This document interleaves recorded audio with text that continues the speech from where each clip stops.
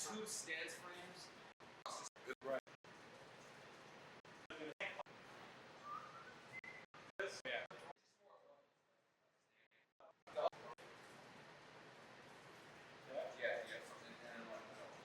And try to like rock in a repeated manner, something that,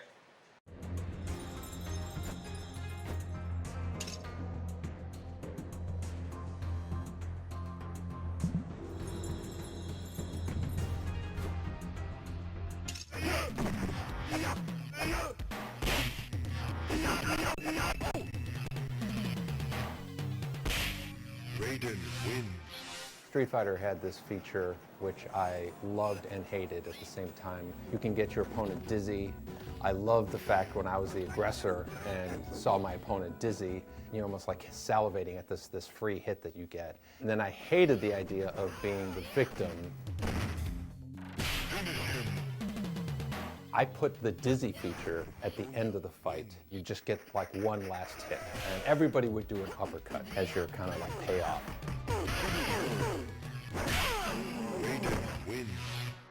We had a feature that we had dropped in the game where Shang Tsung, when he would defeat you, he would take a sword out and he would like cut your head off. And we weren't going to use it because we were out of space, but we still had the animations of all the characters falling to their knees without a head. One day I just kind of piecemealed the idea of Johnny Cage uppercutting the opponent with this uppercut animation and then using the animations of the character with his head, you know, cut off. Johnny Cage wins. Flawless victory fatality. I showed it to John, I showed it to the rest of the team, and everybody lost their mind, and we have to do this. The fact that we gave the players the ability to actually perform this kind of death blow, this kind of killing move, was really the birth of that idea. Some people were kind of like saying, I don't think we can get away with, you know, letting the player kill the other player. So we showed it to management, and they loved it. I was surprised that we could include the level of you know, blood spattering around that we did, but of course, you know, when I was working on Mortal Kombat, I had just come from Smash TV and Total Carnage, and so, you know, the levels of blood spattering around the screen wasn't new to me. From that point on, it was, okay, now we got to think of fatalities for all the characters. Some of the later characters, we actually grabbed animations of them, you know, Kano ripping the heart out, Sonya doing the kiss of death and all that. The spine rip was a suggestion from John Tobias, referencing the movie Predator, and he said, why don't we do what they did in Predator where you pull the head out?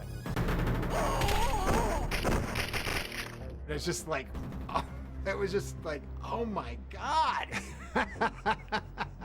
And I remember saying, you know, I think that's probably crossing a line. We can't do it. Again, once we mocked it up, put it into the game, you know, there was no turning back. Everybody was just losing their mind. And if anything, I felt like there was a bit of encouragement coming from other folks, you know, around the office, just because of the excitement that it drew from the players. Everybody had to see this. No one had ever seen somebody removing someone's spinal cord.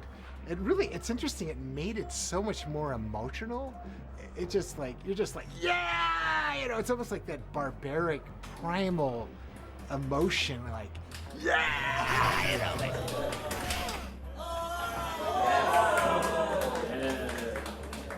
we never performance captured a fatality for Liu Kang.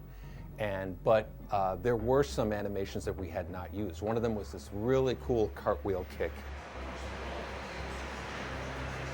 Whoa!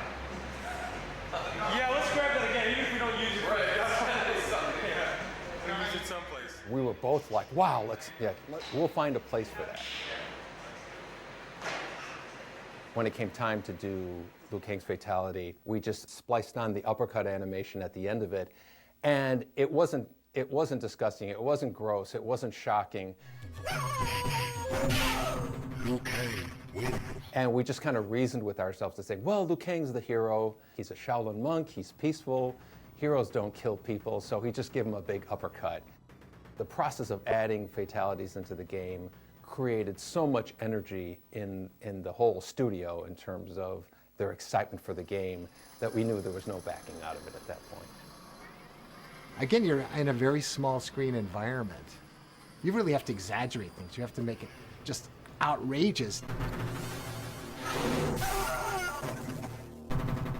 Scorpion wins. Found the Holy Grail. It's like hitting the lottery. You know, it was something that we knew was going to be a signature part of Mortal Kombat. I always judge a great game by how loud players get when they play. You yell at your friends and laugh, and the volume level is a measure of a good game for me.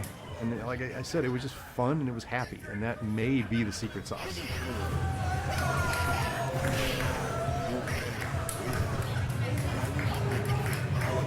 Again, when you see people playing the game and they're losing their minds and they're reacting to it, there's your fuel. Yeah. There's your fuel for the next, for the next year to do it. So.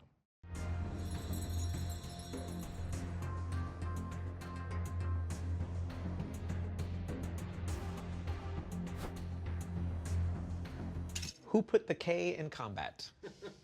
I did. I put the K in Kombat. I didn't come up with a name, but the K. This is my story. This is my memory, anyway. I came up with Mortal and the K instead of a C. Yeah, well, you know what's going to happen. We're going to come up with all the names. We're all going to like them, and Ed's going to hate every one of them. Why? DEFCON is overused. Where? Everywhere. I've heard that so many times. Yeah, every time you watch War Game. Ed's probably right behind me, isn't he? Like, going, no, you didn't. I think there's different stories going on. This is my recollection. It's been 30 years. We had a bunch of words written on a grease board. We didn't have a name, so there was a bunch of possibilities, and one of them was Mortal Kombat. Kombat was written, I don't know if it had a K at the time, but Steve Ritchie, he said the words, "What about Mortal Kombat?" They had Combat on their whiteboard, but they were all a lot younger than me, and I'm not sure they ever heard of the phrase, "They fought in Mortal Kombat," meaning somebody's gonna die. It is what this game is about. It's Mortal Kombat. And when he said that, from my perspective, it was like, whoa, there's the name right there. But I don't remember. Do you remember where the K came from? Yeah, so, what I remember was that. And then I think we went to legal with that name, Mortal Kombat, with a C. And they came back and said no, because they couldn't trademark it. Because it was, I guess, a common term. I remember it was John Vogel, right, who wrote the K. Yeah, yeah. And in fact, he might have done that before that conversation with the legal department. As a joke, I was in the room with Ed, and as a joke, I changed the C to a K, and we were like laughing about it. Ha ha ha, that'd be funny, oh, it's so stupid. And then, so I said, all right, and I was putting it back to a C, and he goes, no, leave it, just leave the K. And so that's my memory as how it happened. No, it was me, because the C was like, I don't know, just look cooler with the K. That's my thoughts. And then I think we went back to legal and said, what about if it has a K? And then they went away, and then they came back and said, yes, you can. If you put a K on it, we can trademark it. Actually, John Vogel's involvement does ring a bell for me. I don't think I was enamored with the K. I thought it was goofy. And then when the realization hit that, well, if we change it with a K, we can use Mortal Kombat, it's like, oh, damn it. We're going to give it, I think Vogel was right. Yeah. So whether you hate me or love me for it, now C's are now K's.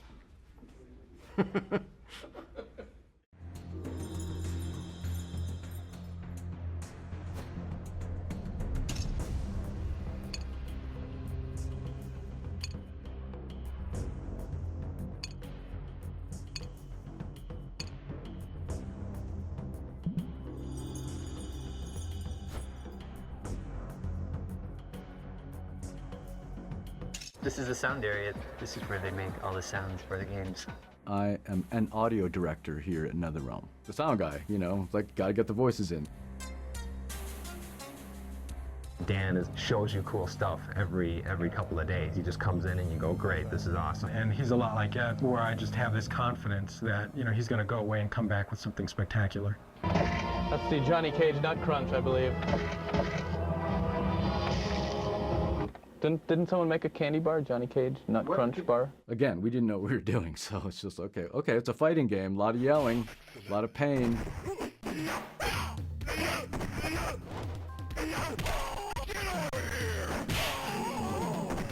I don't think we had enough memory to record, okay, this is Scorpion's voice, this is Sub-Zero, so we just, like the men, we just mixed and matched. I think Sonya was the only female in the first one, so we had obviously a female voice for that, and that was hers.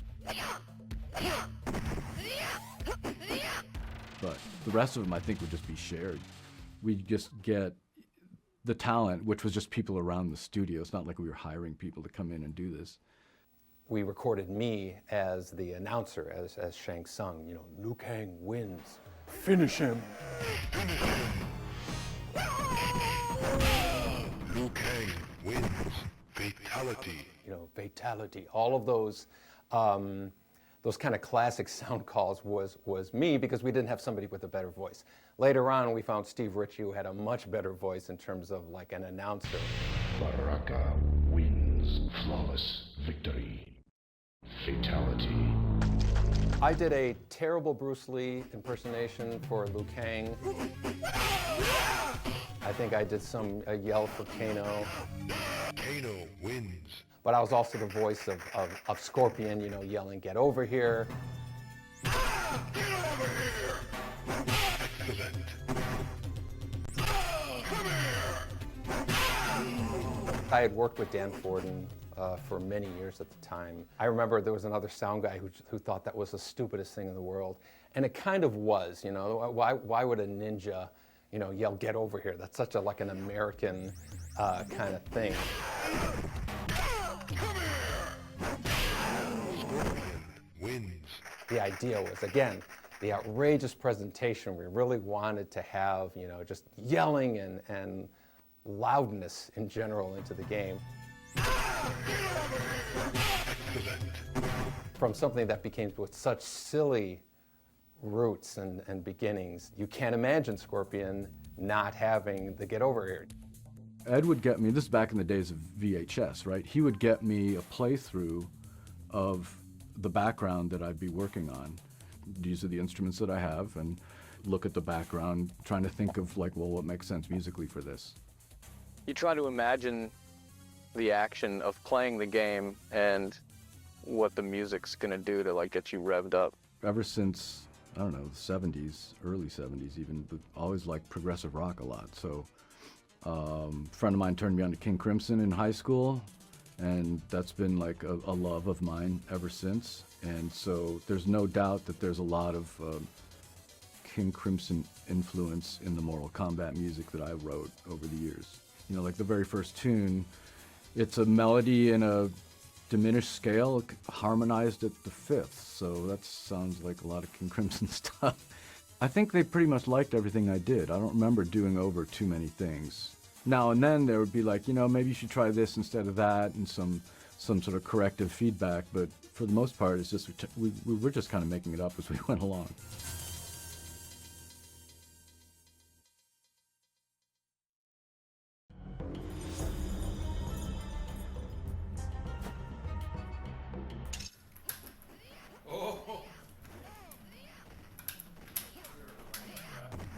Testing a game was always one of the most fun parts of the job. Yeah! In the earliest days of Mortal Kombat development, the only place you could play the game was in Ed's office. I would play the game every day. Ed would call me in to try something out, but other people, you know, would walk by Ed's office and see what he was working on and come in and play the game. And it was very valuable feedback, because that feedback was coming from guys like Eugene and Mark Trammell and George Petro and, you know, a lot of the other developers in the office at the time. Eventually, we would put a game out in the hallway for anybody to play. And so we'd get pinball designers would come down and play the game. There were folks who worked in the factory would come back and they would play the game. And so we'd watch folks kind of play the game, and we'd take notes on sort of, you know, what the reactions were.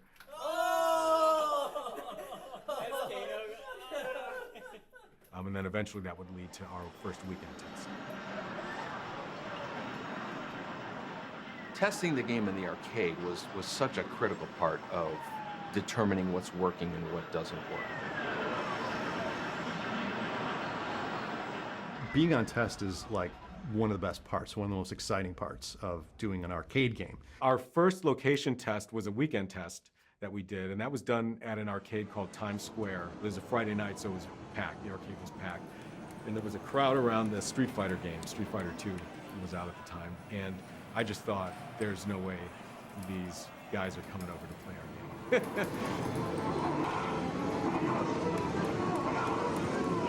It was like this big event.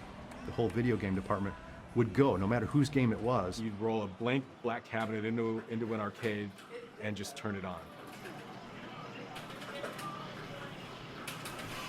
When we brought the first Mortal Kombat game out on tests, there were 6 characters. We didn't have Sonya yet. A whole bunch of things just weren't working. And it was all about just kind of the fundamentals, the feel of it, the reaction to the visual, the reaction to blood.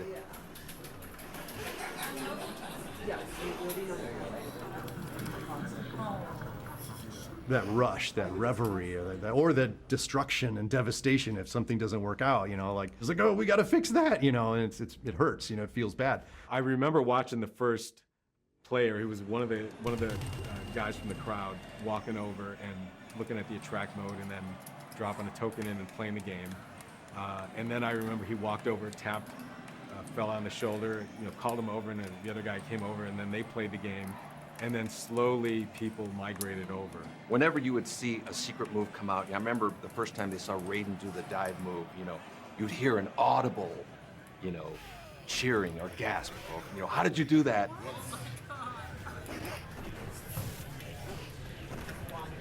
Easily the most enjoyable part for me was seeing and hearing reactions from players. And at some point, Ed, I think, went in and he did a fatality.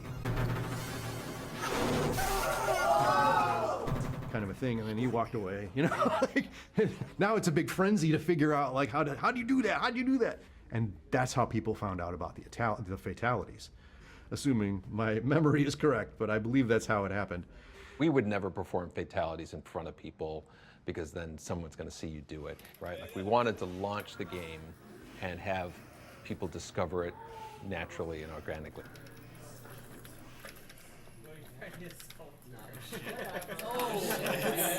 Testing the first Mortal Kombat, there was a certain amount of anonymity, I guess you can say. Like, we could be in an arcade watching with a crowd of other people and be close enough in age to them that we just kind of blend in.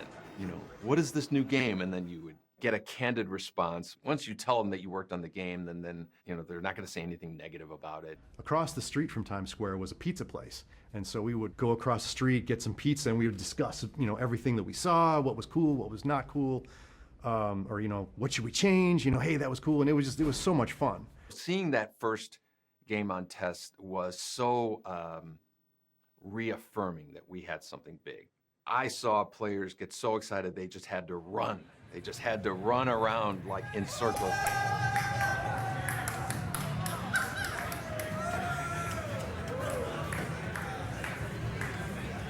By the end of that night, we had a pack of players around our game, hooting and hollering and just having a, you know, a great time. Players that we saw first see the game on a Friday, we saw them the entire weekend. And I think at that point I thought, okay, we're gonna be okay.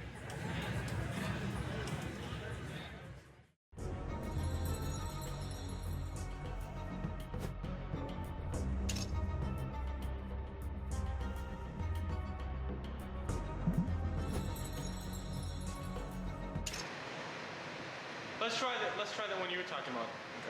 Okay. You just do the handstand and you climb. Yeah, let's try. Start a little bit further up. Can you start on the mat?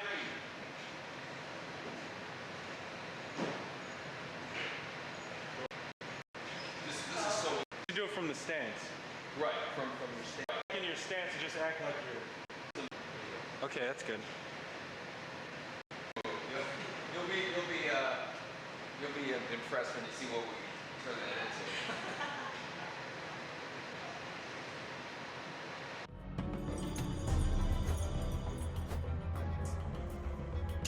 This was our first game that we were doing kind of as the leaders of the games. You know, Mark Trammell was the kind of leader of the Smash TV team, and Eugene was kind of the leader of the High Impact team, along with John Newcomer. And so this was kind of like our first solo project. I think they have complementary skill sets. We're symbiotic in a way.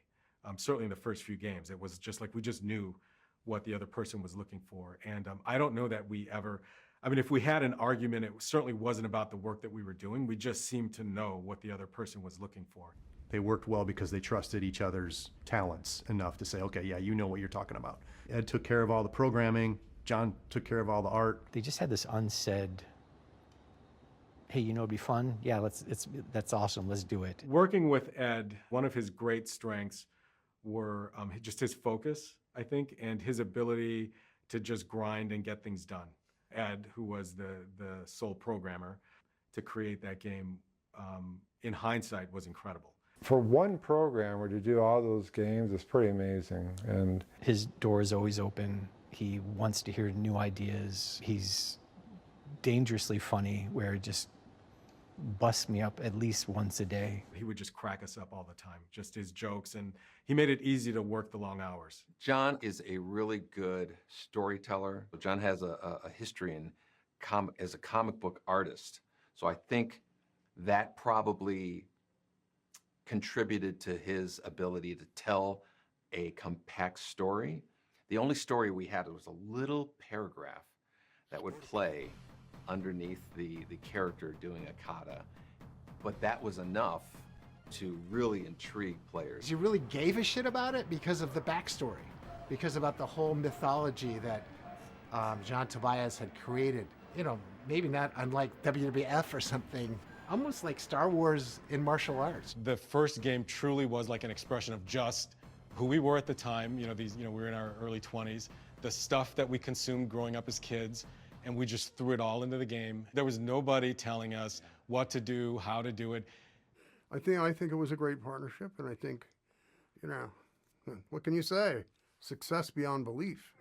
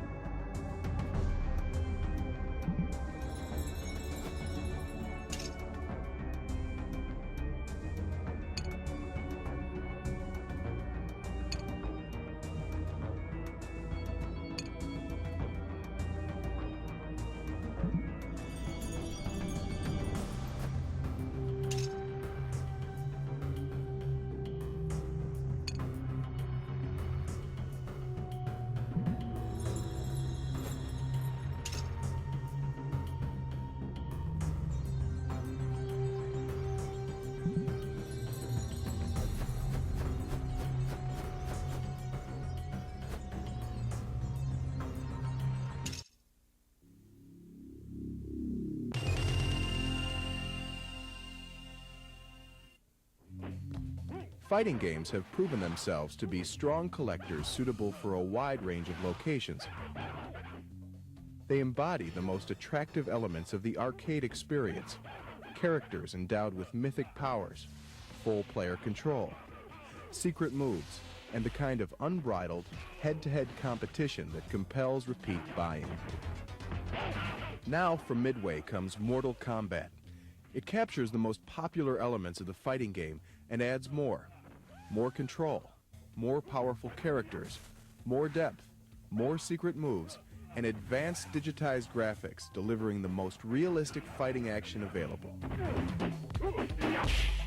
Begin Mortal Kombat by choosing one of 7 characters, each boasting an arsenal of unique talents. There's Johnny Cage, the brash Hollywood movie star; Kano, thief and mercenary; Raiden, the mythical thunder god; Liu Kang, the fighting Shaolin monk. Scorpion, a ninja warrior bent on revenge. Sub-Zero, the ultimate assassin. And Sonya, U.S. Special Forces soldier.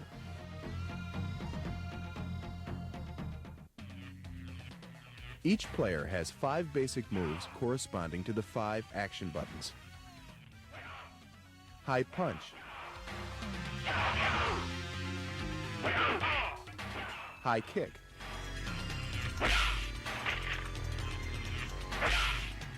Low punch.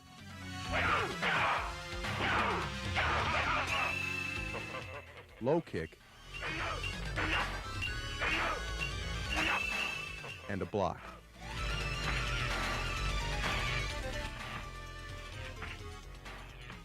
In addition to these moves, players will continue to discover new joystick button combinations. Each new technique provides another competitive edge.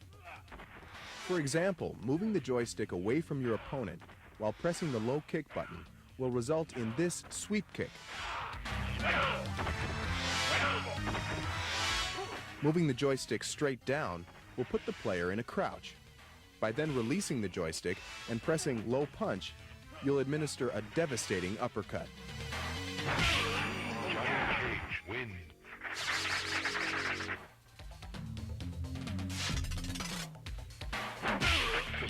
Secret moves play a big part in the success of any fighting game. Collections soar as players strive to develop a character's full fighting potential. Mortal Kombat has several times more secret moves than the nearest competitor. The button joystick combinations required to execute these moves are different for each character, as are the moves themselves. And each character's arsenal of secret moves offers unique tactical advantages. If you learn one of Sonya's secret moves, you'll be able to perform this devastating scissor throw.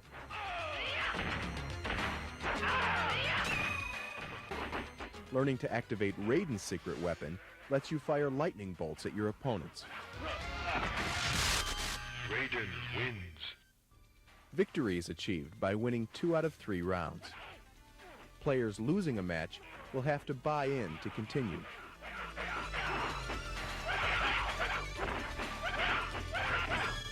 Liu Kang wins. Finally, winning 3 matches against paired adversaries will put you in the ring opposite Goro, a 4-armed, unstoppable titan, half human, half dragon. Should Goro be subdued, you'll engage the most deceptive and powerful opponent of all, Shang Tsung, the bloodthirsty emperor capable of instantly becoming any fighter he chooses. Conquer Shang Tsung, and you will have joined unfrequented ranks, those who have battled all adversaries, yet survived. Test your might.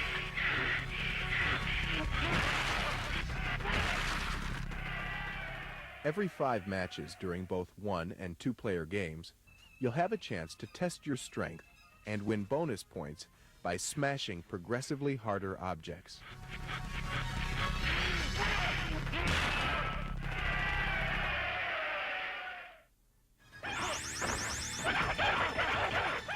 Two-player mode allows true head-to-head combat. Players must rely on their fighting abilities, as well as a knowledge of their character's strengths, as they are matched against an opponent with different, but equally lethal, abilities. Each player selects a character and the match begins. The player losing the best-of-3 match will have the option of buying in to continue. The winning player will continue to play as long as he maintains a string of victories. Loser pays, winner stays.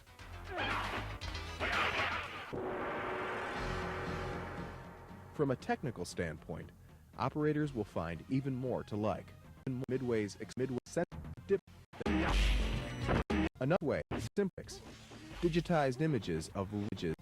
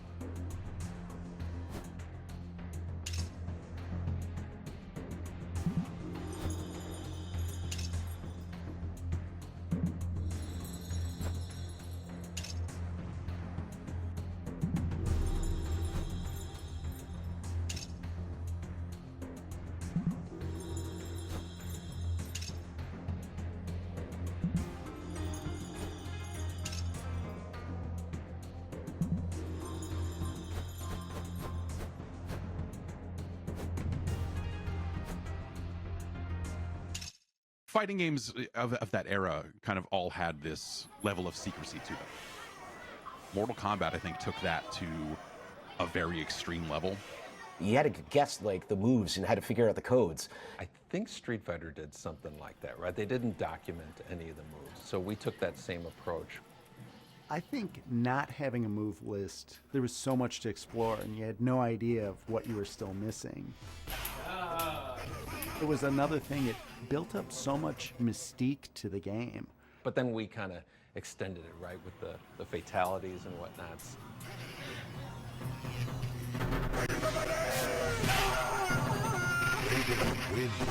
Especially at the end with the character Dizzy, there was a certain amount of, you know, what are you going to do?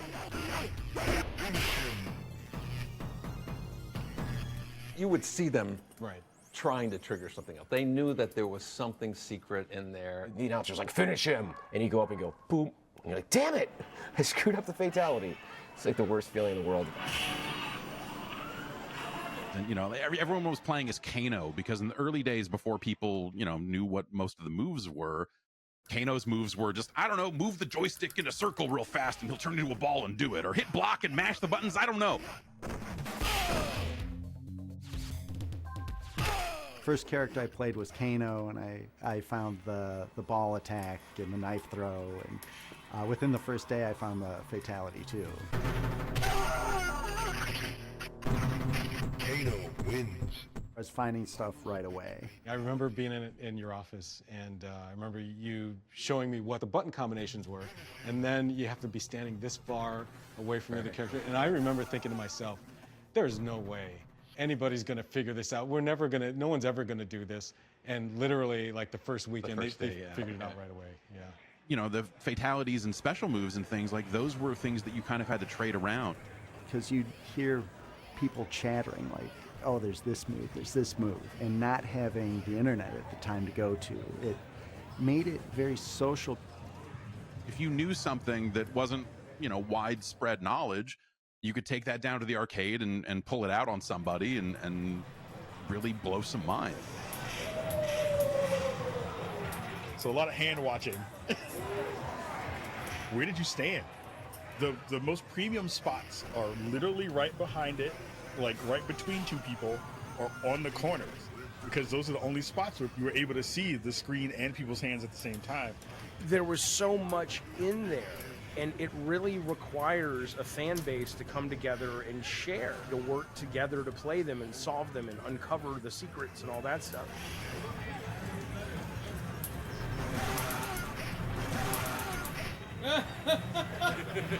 I was always obsessed with those kinds of things. I was a big fan of Street Fighter, and there was this rumor that was not true that there was a character in there called Sheng Long.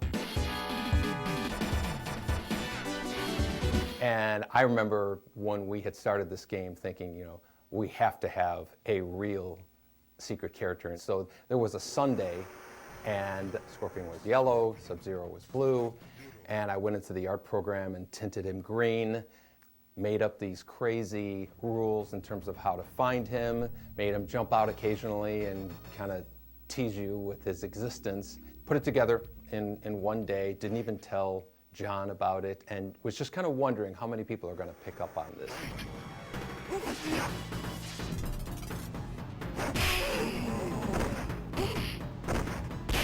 It became a bit of like a Bigfoot. Some people had sightings and some people didn't, because there was this one that was real and was rather difficult to find. It could give players a little bit of creative license to come up with something and say that they did see something else happening in the game.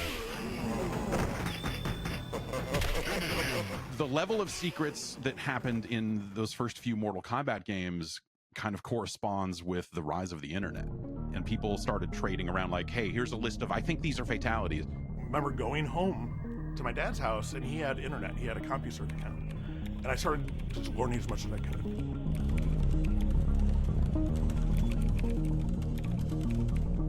And I'm like, Dad, can I go back to the arcade? I want to try some of this stuff. I made it my mission to test all that stuff out. And that became my calling. We need to investigate. And I published my first FAQ, and it is the most inaccurate like piece of junk that is available. It's like shameful, but it's where I started. And then, you know, all these urban legends about Ermac and all these other alleged characters that it's kind of like, you know, how the kids used to say back in the day, the negative worlds in Mario Brothers and Mario could go skiing.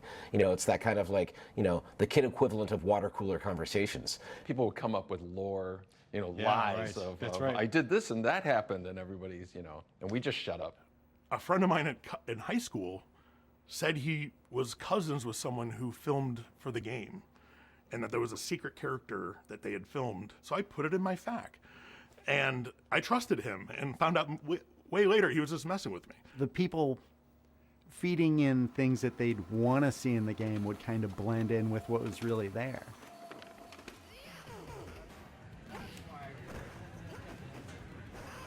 Sometimes you'd see a move and then it was gone. You'd be like, I swear this was in there. Did that really happen? Like, there was no way to capture it. A friend of mine, his little brother was playing the game and told me about Kano's laser beam. Yeah, that's and, right. And I remember telling my friend's younger brother, you know, there's no laser beam. He's like, no, I saw it. And so I know he's mistaken with what, I don't know what he saw, but he didn't see that. This mythology was being built by the player base.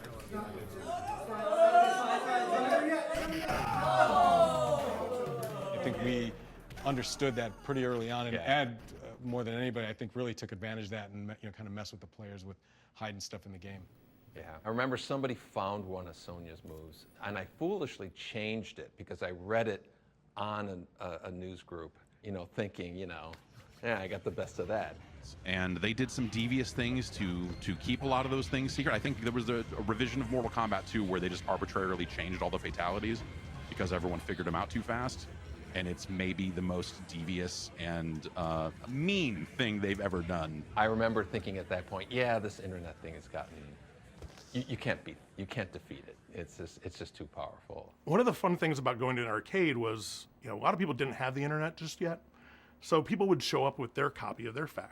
Once I was there and I saw someone with my guide, like my FAQ, and I was like, oh, where'd you get that? He's like, oh, the guy who wrote it sold it to me. And I was like, what do you mean sold it to you? I wrote it. We had a Mortal Kombat comic book that John drew, and we were the ones stuffing the envelopes, and we started writing messages to players. Sonya has a slide move, you know? She didn't have a slide move. Within a week, I was at, it was like Gala North or something arcade, and some guy was playing Sonya, just keep trying these things. And one of the guys said, you know, what are you looking for? And he goes, I'm looking for Sonya's slide move, you know? Poor guy was, you know, looking for it. But we were just adding fuel to that fire. Most of those secrets went unknown to me until much later in life when walkthroughs on YouTube became a thing. And I was like, whoa, I totally missed a lot of stuff in a lot of games. So to us, secrets were basically replay value, and that was the most important thing for us. Having more to do with the game, having more to discover, more to enjoy. We love the idea of, you know, just this question mark over the game. You know, what else is in there that nobody else has found? And it just made the game that much more mysterious, right?